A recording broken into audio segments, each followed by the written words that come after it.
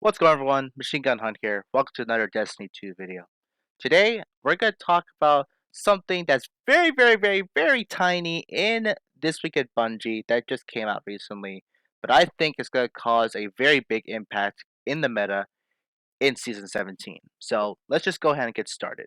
So, the TWAB is so long, it's over 8,000 words, that honestly I cannot make everything and explain everything into one video. There's several other channels talking about that.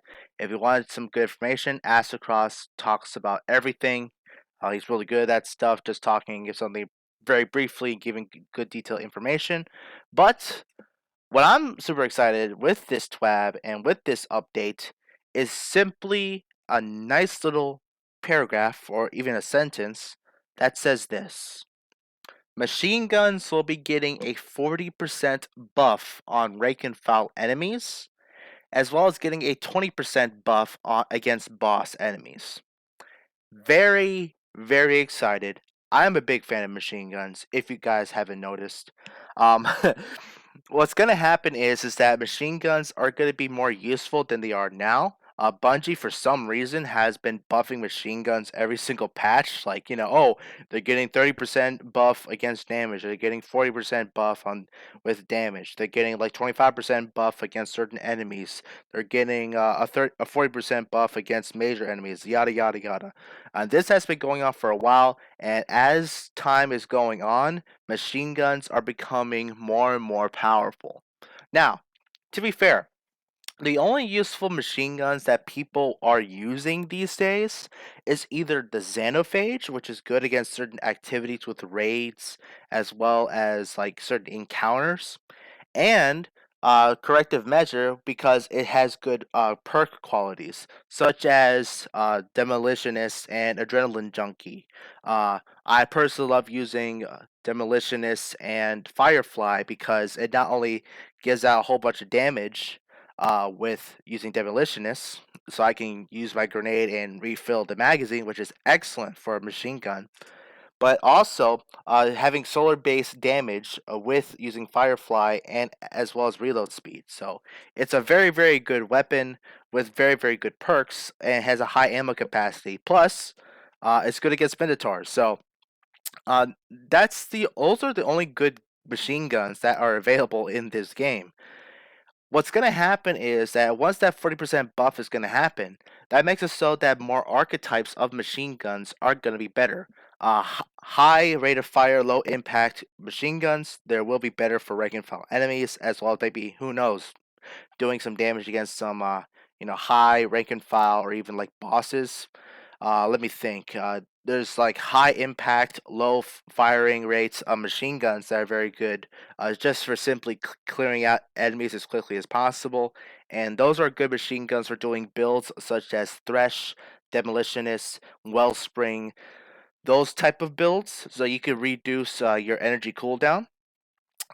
Just simply straight up just killing enemies in the Crucible if you get heavy ammo, using surplus, using counterbalance, using dynamic sway, those sort of perks.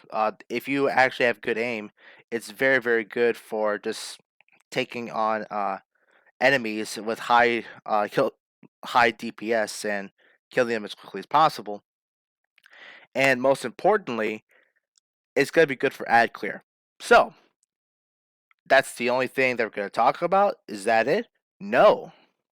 You see, Destiny Leaks, who've been very consistent with their leaks, by the way, just announced that there is going to be Solar 3.0 that's going to come out with Season 17.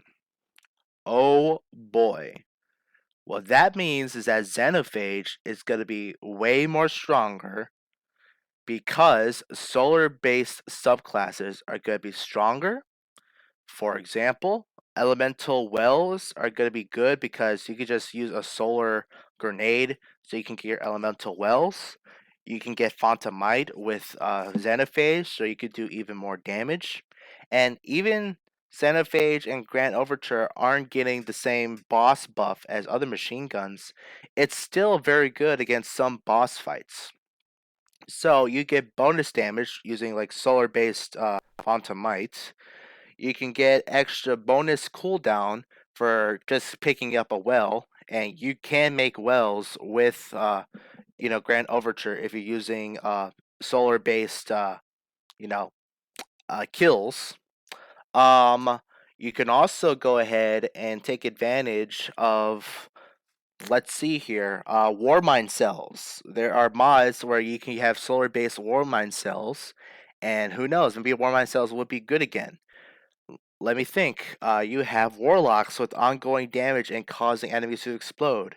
You have titans with their sunspots and their thermite grenades. And by the way, thermite grenades are gonna be on all three classes, so that's gonna be great. You'll have hunters with their celestial nighthawks. Once they activate their super, they can go ahead and get more wells, so that other guardians could use their damage with their weapons, their supers, that sort of thing. Let's see here.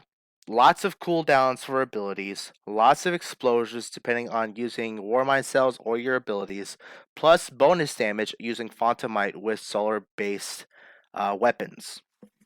I think machine guns are going to be very, very good, not only with Xenophage, but also the legendary machine gun, Archon's Thunder. Archon's Thunder is legendary. It can roll with some good perks such as Rampage and Surplus.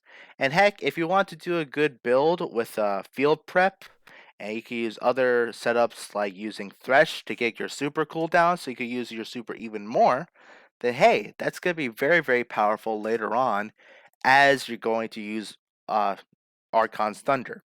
So, what I recommend, you can go ahead and get Surplus and Rampage so you can take advantage of reload speed and damage.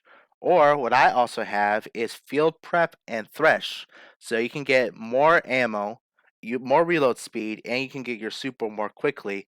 Plus, you can power yourself up using Font of Might, and you can get bonus solar damage with your machine gun.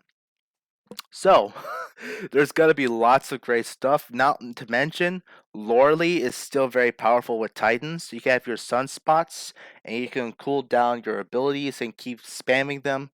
Now, the reason why I bring up Loreley is because Bungie actually mentioned Loreley in the TWAB, and they said they're going to go back and talk about the improvements that they're going to have with Loreley because of some other things that they're going to talk about.